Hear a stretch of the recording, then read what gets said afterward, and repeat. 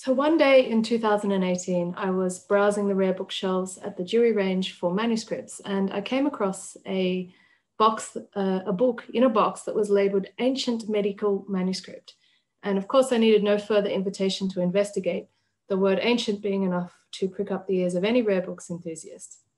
But on opening the box, I discovered the book not to be ancient but medieval, and to be written in a variety of hands and in 3 languages, Middle English, Latin, and French. The texts were indeed medical in nature. On checking the catalogue, I found that the book had only the barest possible record, repeating the erroneous description on its box and then adding an erroneous date of circa 1000. I wish it was, but it's not. A flyleaf annotation indicated that the book was donated to SLV's founder, Redmond Barry, in 1862, just 6 years after the library opened, making it the first medieval book in what is now the largest public collection of medieval manuscripts in Australia. And yet this book was completely new to me, a medieval manuscripts historian working at SLV. How is that possible? It is not listed in Keith Sinclair's seminal 1969 catalogue of medieval manuscripts in Australia, and it would seem that it has never been treated in the same way as other medieval books in this country. In this brief paper, I'll present my findings so far and reflect on the particular significance of the intersection of traditional and digital modes of scholarship for the study of European medieval material in the Pacific region. As a curator, I'm keenly aware of the limits of my own expertise and the necessity and pleasure of connecting the collection to experts. So my first step was to improve the catalogue record for the book in order to better its chances of discovery by someone with relevant knowledge. After doing so, I was alerted by Elaine Hobby, who is here with us today, which is such a lovely surprise. Elaine was in Melbourne visiting from the UK to use a completely different part of SLV's rare book collection, the John Emerson collection, which we'll talk about in the next session. And over coffee, I was describing this medical book to her and how interesting it was, but how I didn't really know exactly what I was looking at. And she suggested that I sign up for a listserv that focused on medieval medicine. So I did that, and that really was the beginning of everything that you'll hear about next. So thank you, Elaine, and thank you for coming today. So what I did was send a message that described the manuscript, gave a link to its record, and invited comment from the community. And almost immediately, responses flooded in from excited historians around the world, mostly asking when it would be available digitally. One of those who replied was Linda Ursam-Voits, an eminent manuscript historian and medieval historian, now Professor Emerita at the University of Missouri, Kansas City in the USA. As luck would have it, Linda was visiting Melbourne that year, so we arranged for her to spend a day, which was all that she could fit into her itinerary, studying the manuscript. She then returned later the same year for another 2 days with the manuscript. And as a result of her interest in this book, we're publishing a joint article about it in the Bulletin for Medical History's Fall 2020 issue, which should be coming out very shortly. The aim of which is to draw attention to an important manuscript that requires further study. So in this short report today, I just want to focus on my contribution to that article, a detailed description of the volume's codicology, that supports Linda's textual analysis. I'll conclude by offering some reflections about the way these traditional bibliographic skills connect to some of the key questions of critical librarianship in the digital age.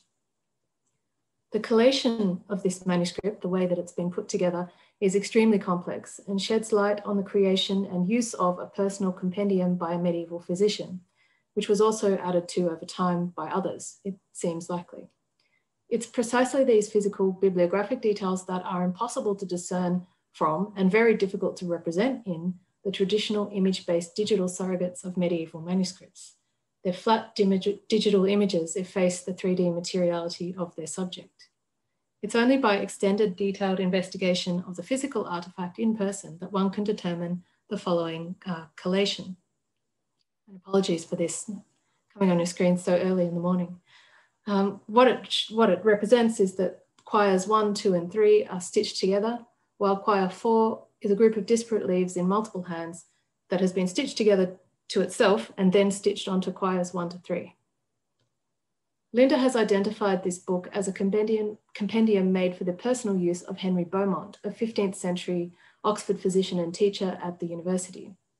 She has also identified many of the unnamed medical texts contained in the manuscript, highlighting its importance as a witness to the teaching of medicine at Oxford University around the year 1400, and it's linked to a significant group of manuscripts in the British Library.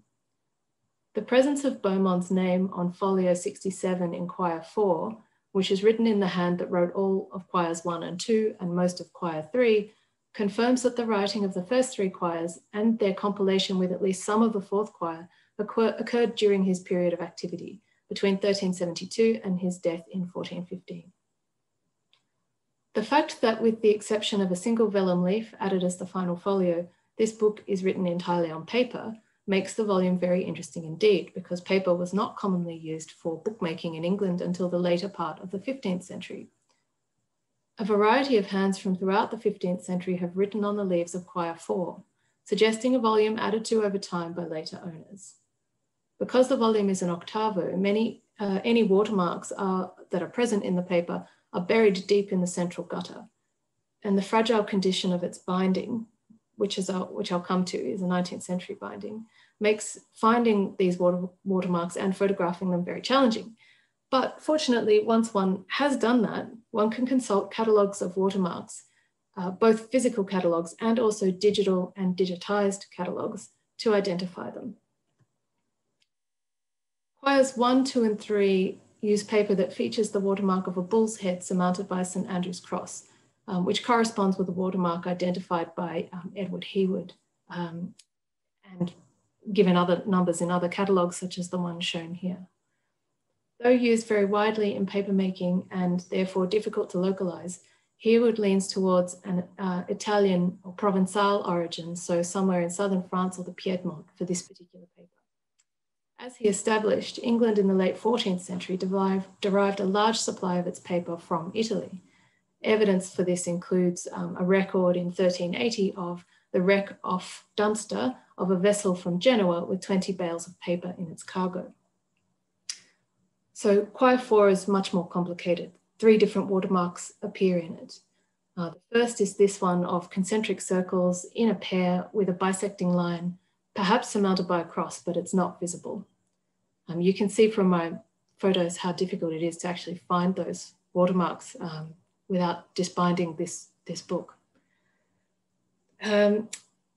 This watermark indicates a likely origin in Italy in the late 14th century for this paper. And this type of Italian paper was also widely used in French bookmaking of the same period. The only example I've seen at the time of writing is an example that has concentric rings, but only one circle. And you can see that on the right of this slide. The next watermark is a bull. Its full body is shown and it has a downward pointing tail, which closely resembles a watermark in Briquet's catalogue given the number 2785, found in paper used in southwestern France.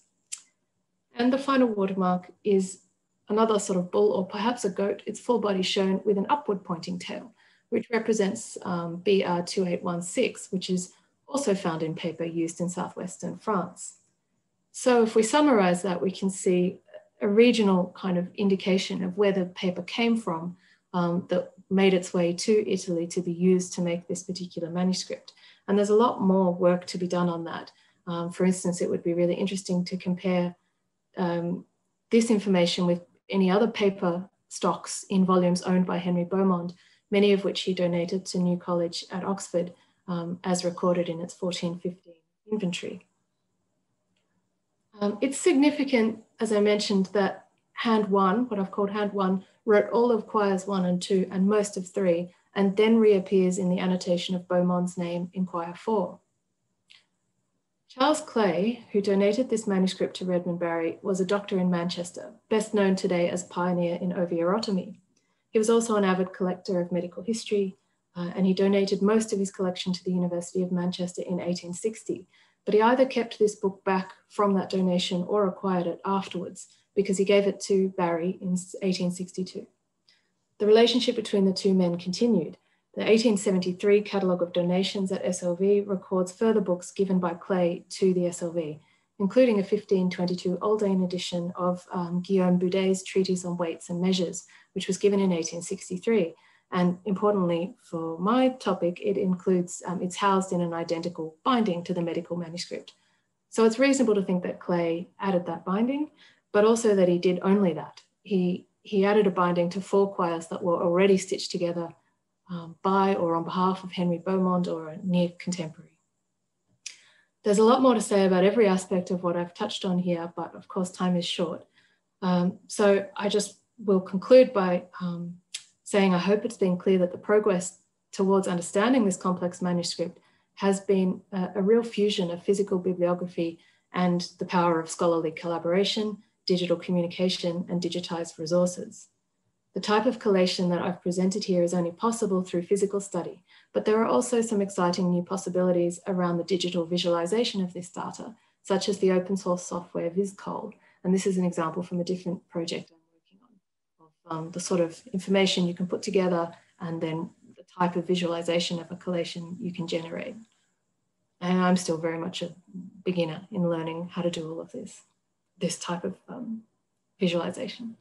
But to return to the question then finally that I posed at the outset, how has this important and fascinating book escaped attention until now? When I found it on the shelf, I was browsing at the manuscripts number for a particular reason.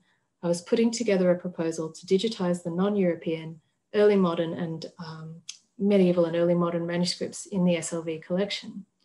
I conceived of this project as a response to and a sort of bookend of the ARC Linkage Grant project led by Professors Margaret Manion and Bernard Muir from the University of Melbourne, and Shane Carmody, then the Director of Collections at SLV back in 2010. This project digitized SLV's European, medieval, and early modern illuminated manuscripts. The presence of those manuscripts in Melbourne is, of course, an expression of the Anglo-Christian European foundation of the SLV and other institutions like it, which are the products of colonialism. Critical librarianship and curatorship has the decolonization of collections, staff, and practice at its heart. And these are essential tasks for all cultural institutions in Australia today. I had noticed in myself and others the tendency to describe all SLV's medieval and early modern manuscripts as digitized, but this isn't true. That's of course not a criticism of the previous digitization project. Its focus was determined by the academic expertise of the project leaders, and it was a direct response to a major collection strength at SLV. What is problematic is not that those manuscripts have been digitized, but that others of equal interest and significance from non-Christian cultures have not. And I continue to pursue that project, which has been necessarily paused during this year's lockdown. This particular manuscript is European and Christian, but it was not selected for digitization because it was not illuminated. In a sense, it stands as an example of the way in which digitization projects often prioritize visual material, even within a library context. That's 10 minutes, Gillian. Thanks, Sarah. Oh, Anna. That's all right. Digitization of this book is a necessary first step, but the creation of that digital surrogate is also an opportunity to move beyond simple visuals and harness the power of digital technology to support and extend the knowledge that can only be generated by physical bibliographic interrogation of a book. It offers the opportunity for collaboration, not only between historians, but between historians and technologies, a chance to realize the specific opportunities that are embedded in what can sometimes be a nebulous concept of the digital humanities. And that's something that we'll be talking a lot more about in the second session, focusing on the John Emerson collection at SLV. So I will finish there. Thank you very much for your attention this morning, and I look forward to some questions.